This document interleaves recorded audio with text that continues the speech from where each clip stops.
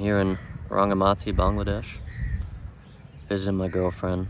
I just wanted to talk a little bit about, I've been reading this book by Alan Watts, The Taboo Against Knowing Yourself, and I'm not enlightened at all, but, I've had anxiety for quite some time, and so I've been trying to do something about it, and, I'm a Christian.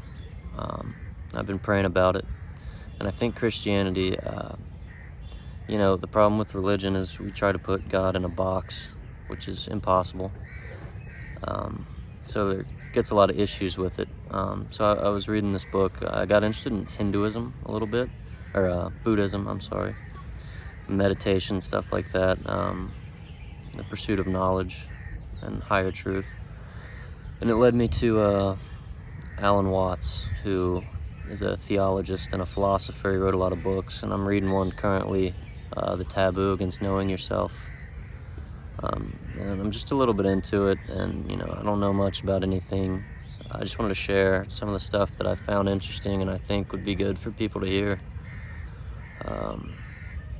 So it's talking about, I'm sure everybody's heard Jim Carrey and thinks he's insane when he says, there is no me, which sounds crazy out of context, but the whole point is when you're born, you're given a name, and from there you start playing this character, right? So my name's Jake. I was given that at birth, and now I have these gifts, right? I've always been witty. I've always been patient, good with kids, caring. So these are good qualities, but I'm very anxious and I'm very self-conscious, and that's, a product of bullying in middle school, changing to a new school, and we create this identity based on our perception of other people's perception of us. So I act how I think you think I should act, right? So if someone says, oh, like, I know Jill, this is Jill's personality, like I know what Jill's gonna do, that's you're playing the character of Jill, but that's not necessarily who you are. And we get so tied up in society and what's going on there that we lose sight of who we are and what's really important. And so he talks a lot about our inner self is God. So God is the ultimate ground of being, is what he says. And that's each of us. So think of a bird and its shell. So the shell is this ego or this personality that you've put up, right? And the bird emerges free. That's your true self breaking free from that ego. Now, that doesn't mean that the bird is better than the egg, right? Because you could look at it and say, well, the egg just uses the bird to make more eggs. So we get into a lot of these issues. It's very complex, this book. I do recommend reading it. But he talks like, we play this game of, oh, I'm more tolerant than you. So we see that a lot with liberals, right? So they say, you're not tolerant of these people. I'm much more tolerant than you, and that makes you bad. But the problem, and he's saying, is we think of ourselves as this isolated ego in the world. But really, we are all connected. So he talks about Vedanta, something, a very old Indian religion that basically says God is everything. The trees, I'm here in nature, it's beautiful. The trees, he's everybody, and we all connect. So we're all part of the same thing. So basically, the issue and why there's so much depression, nowadays, is because our body is tired of playing this character. So we're the actor behind the curtain playing this character. So my inner self, the God in us, is hiding and pretending to be this other person, right? So pretending to be Jake. But you're never going to be truly happy until you can tap into your inner self and drop the act of who you are. He talks about that. He talks about true love, right? Love comes from knowledge. It doesn't come from duty or guilt, right? So if I stay with my wife because she's sick and I look after her and I miss everything, right? I have a duty to her. Well, I'm probably going to grow to resent her. That's not really love. And, I am a Christian, and God, to me, is the ultimate omniscient, right? And God is love. He's not a God of love. God is love.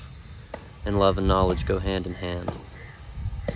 And that's so I love music. Like, I love to play. I'm not great, but I love to play, and I love to sing and learn about it, right? So I love it, and I have joy in sharing it with other people. But say I did it to make money. You know, you see a lot of singers, right? They start out loving music, and they're really good. You can hear the emotion, and they sell out. You know, they do it, it becomes money. And then when money becomes your focus, you lose sight of that love of the music, and the music gets crappy because you're doing it for something else. So, like, one of the things Alan Watts says is someone who makes shirts, loves making shirts, makes very high quality shirts. Now he needs to eat, so he trades the shirts for money. But once it becomes about the money, and he says, oh, now I need to make more money, you're gonna skimp quality on the shirts, and you're getting away from what you love. And another thing that I really like that he's talking about is being in the present. You know, so a lot of us think about the future. My girlfriend is always 2 steps ahead, thinking about the future. And it's an asset to be able to look into the future and plan for that. That's great.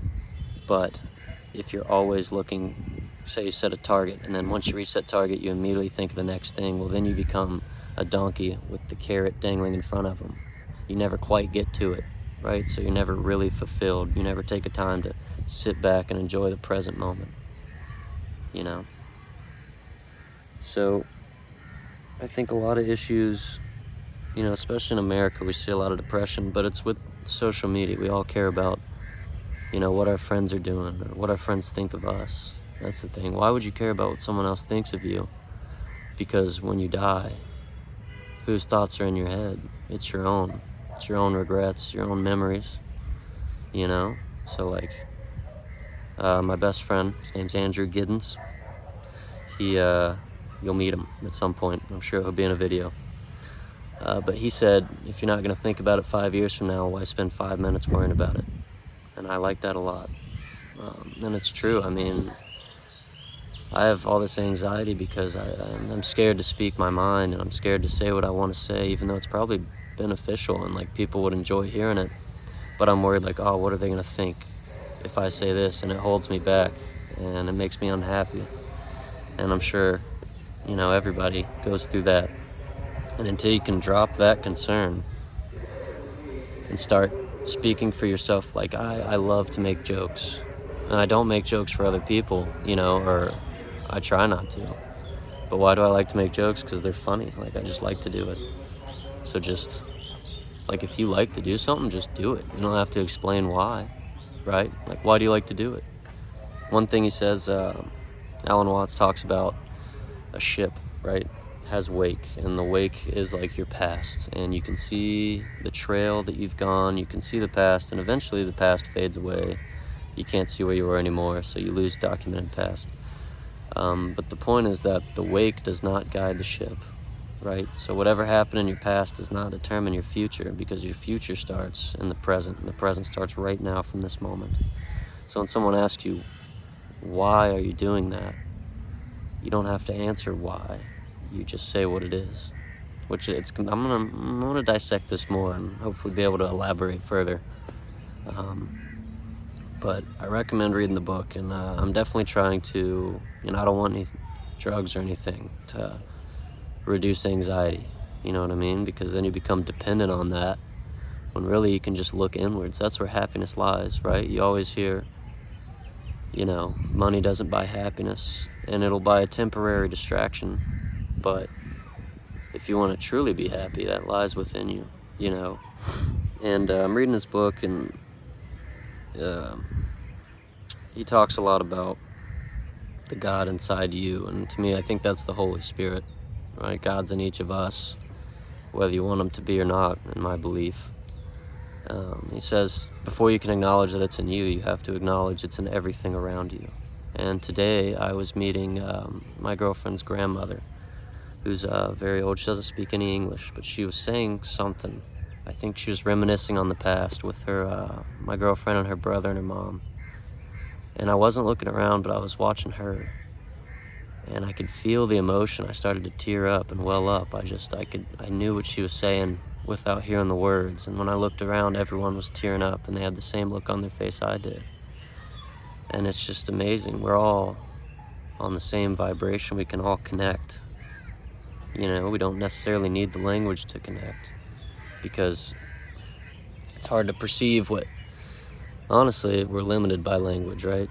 So you can only perceive what you know. You can only feel what you can put a word on. So language is a limiter. I'm kind of just freeballing and thinking out loud, so sorry if I'm rambling a bit. But yeah, I mean, like, look, I've just been unconnected off the phone, and it's just been beautiful, taking everything in. I mean, this is just truly a unique experience, something you never see in America. And it's just, oh my gosh, man, kids today are just always on their phone and always on the TikToks and the Instagram and Twitter, and they're just always there. They're just looking down. This is how we connect now, and we're missing it. Like, we're here for such a short time. Why not enjoy it? Why not look around and enjoy where you are, right? What's on your phone? What's so important there? This video, that's the, that's the answer. Look at that. I'm afraid a snake's gonna come through and just eat me. But, no, but I think everyone should take some time, meditate, whatever. Just find out what you love, who you are, what do you love to do? What do you do easily? What comes naturally? You were born with it. Think about when you were a kid to now, how much more stressed you are now. And why, right? It's because we can always see what everyone else is doing, and we care so much about what other people think, way more than we care about what we think. I don't take compliments well. You know, I was bullied. I moved to a new school in 7th grade. I had really bad acne, and people just used to call me ugly and like make fun of it. And, you know, I grew up and decent looking guy, but I don't believe it. And it doesn't matter how many people tell me, and my girlfriend says, oh no, you know, like, you know, I'm not gonna believe it, because it's not coming from me. And that's the thing, is you gotta realize, you know, how great each and every one of us is, right? Everyone's got something unique to contribute, something special. And live in that, let that light shine through you, right? Instead of hiding that light, we're just hiding it. We're hoping, oh, I hope no one sees this about me. So we hide, we close off. I hope no one knows this. Why? What's the worst case? Like, I don't even know what I'm scared of people knowing. Like, maybe they won't think my joke's funny. Who cares? Like, I think it's funny, you know? And it's just, my sister, you know, is very depressed, and she is smart, and she's beautiful, and she's the best singer I've ever heard in my life. But she's just gotten so defensive because of how people have treated her, and she's put up this wall and become this person that she's not. And she knows it, and that's what depression is, when your body knows this is not who you're supposed to be, this is not who you are, and it's tired of it. Jim Carrey, you know, said depressed is just deep rest, and you're waiting to come out. So I just think we need to take some time to get to know ourselves and take a break from everyone else, you know?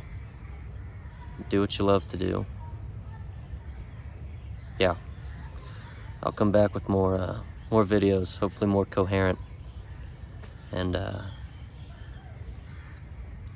awkward ending. Cool.